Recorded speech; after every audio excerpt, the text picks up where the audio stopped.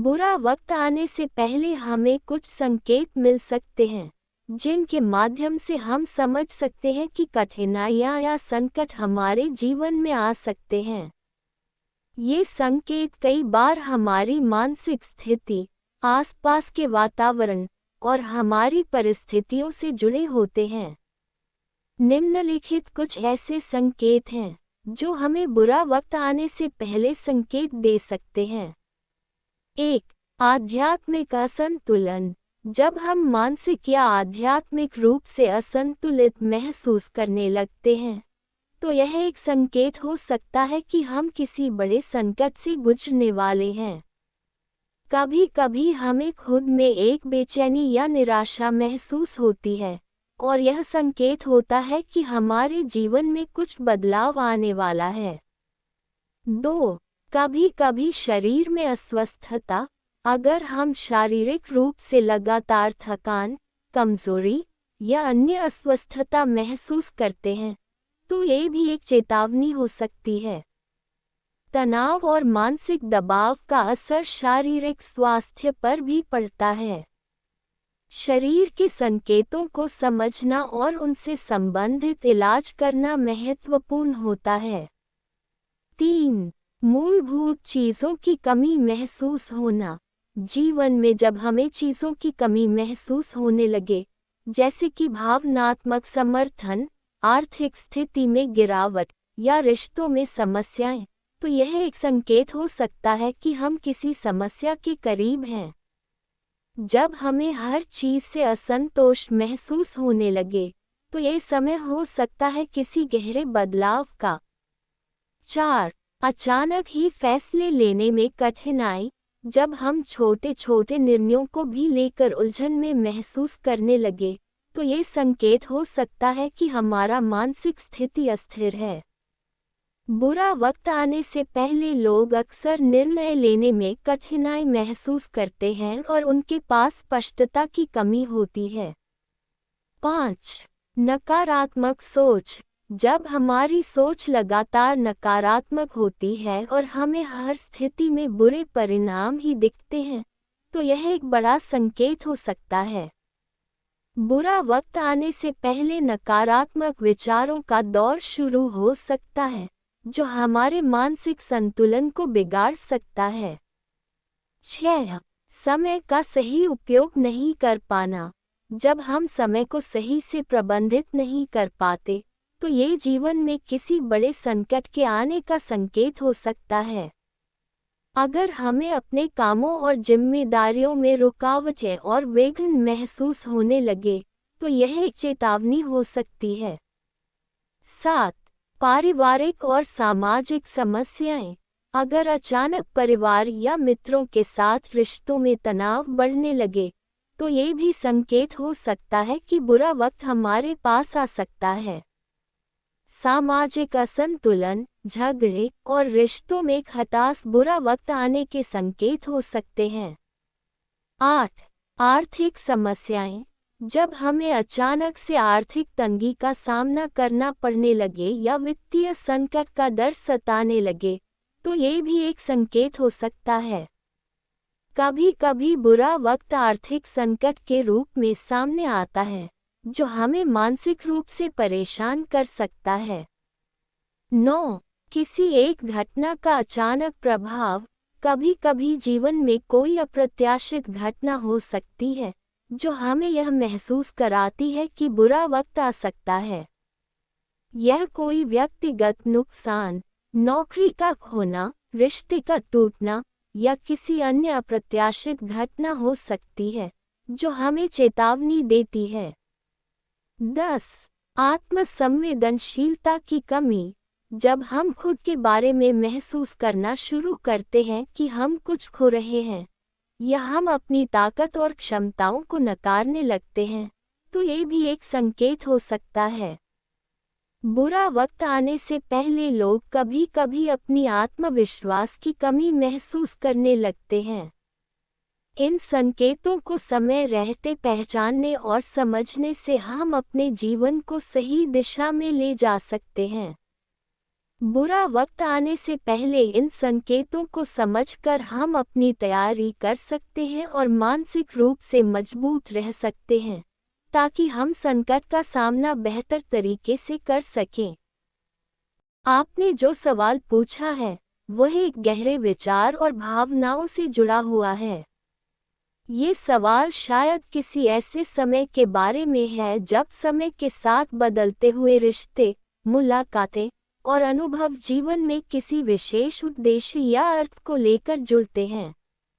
यहाँ मैं आपको कुछ शब्दों और विचारों में यह विषय समझाने का प्रयास करूँगा जो आपकी जिज्ञासा को शांत कर सके। 1. समय की भूमिका। समय एक ऐसा तत्व है जो जीवन में सब कुछ बदल देता है। हम जितनी बार भी किसी से मिलते हैं या किसी से दूर होते हैं, वह समय का ही खेल होता है।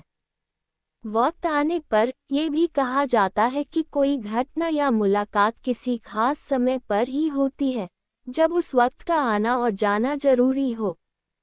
कुछ रिश्ते समय के साथ बदलते हैं, कुछ समय के साथ और भी मजबूत होते हैं, और कुछ रिश्ते खत्म हो जाते हैं।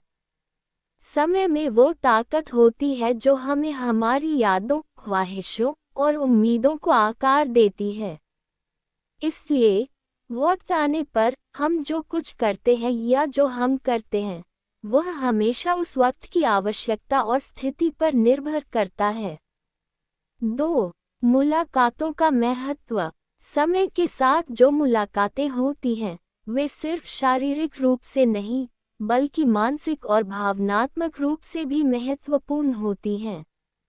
हमारी जिंदगी में कई लोग आते हैं और कुछ समय बाद वे चले जाते हैं, लेकिन यह मुलाकातें हमेशा एक निशान छोड़ जाती हैं।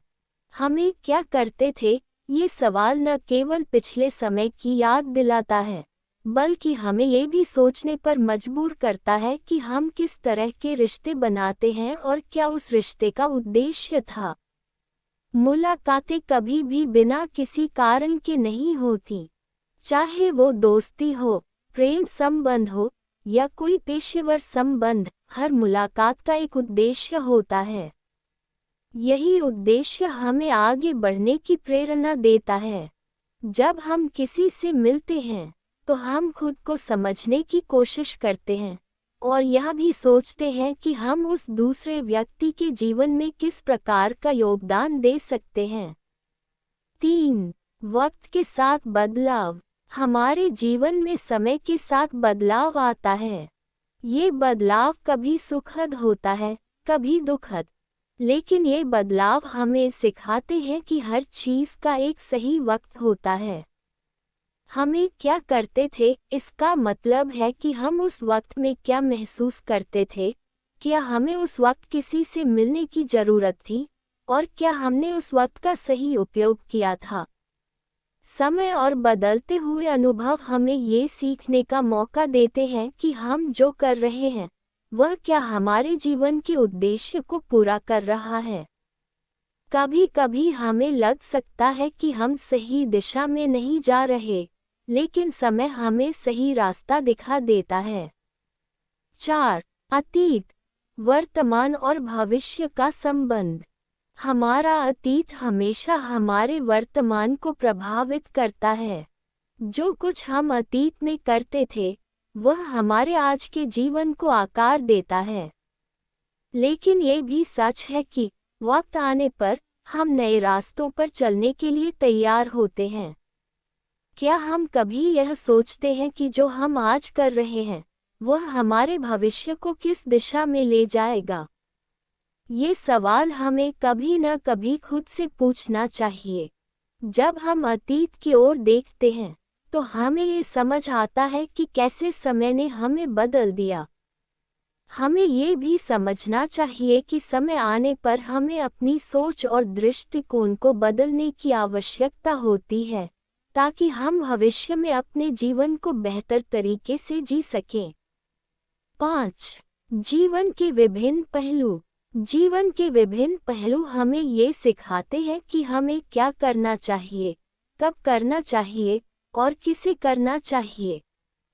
कभी कभी हमें कोई विशेष कार्य करने का मन नहीं होता, लेकिन वक्त आने पर हम उन कार्यों को करते हैं क्योंकि उस समय का महत्व हमें महसूस होता है। इसी तरह से हम किसी से मिलते हैं या किसी खास समय पर किसी का साथ देते हैं, तो वह समय हमें उस कार्य के महत्व को समझाता है। समय हमें ये सिखाता है कि हम कभी भी किसी चीज़ को हल्के में नहीं ले सकते। जो चीज़ अब हमें मामूली लगती है, वह बाद में हमें बहुत महत्वपूर्ण लग सकती है। इसलिए वक्त आने पर जब हम किसी से मिलते हैं, तो उस मुलाकात का पूरा महत्व समझना चाहिए। 6. मुलाकातों का उद्देश्य। जब हम किसी से मिलते हैं, तो ये हमेशा एक उद्देश्य के साथ होता है। चाहे वह दोस्ती हो, प्यार हो या व्यावसायिक संबंध हो, मुलाकातों का एक उद्देश्य होता है। समय का सही उपयोग तब होता है जब हम इन मुलाकातों से कुछ सीखते हैं, कुछ समझते हैं और कुछ नया हासिल करते हैं। क्या करते थे का सवाल यही है कि हम उस वक्त में क्या करते थे। क्या हमने उस वक्त की अहमियत समझी थी या फिर हमने समय का सही उपयोग किया था। वक्त का सही उपयोग हमें सफलता की ओर ले जाता है, जबकि समय की बेवजह बर्बादी हमें बाद में पछतावे का कारण बन सकती है। 7. समय का मूल्य। समय का मूल्य जीवन में बहुत महत्वपूर्ण है। हम हमेशा सोचते हैं कि वक्त आने पर हम वह करेंगे जो हमें करना है, लेकिन कभी कभी हम उस वक्त का सही उपयोग नहीं कर पाते। क्या करते थे इस सवाल के पीछे यह विचार छिपा होता है कि हमें अपने समय को सही दिशा में लगाना चाहिए, क्योंकि समय कभी वापस नहीं आता। निष्कर्ष। वक्त आने पर हमें अपने जीवन के उन सभी पहलुओं को समझने की आवश्यकता है जो हमें अपनी मुलाकातों, अनुभवों और रिश्तों में मिले थे। वक्त की कीमत को समझते हुए हमें हर पल को सही दिशा में इस्तेमाल करना चाहिए, ताकि हम भविष्य में अपनी जिंदगी को और बेहतर बना सकें। आपका सवाल इस बात की ओर इशारा करता है कि समय और मुलाकातों का क्या महत्व है और हम उनसे क्या सीख सकते हैं। यही जीवन की सच्चाई है कि हर वक्त हमारे पास एक नया अवसर होता है और हमें उस अवसर का सही उपयोग करना चाहिए।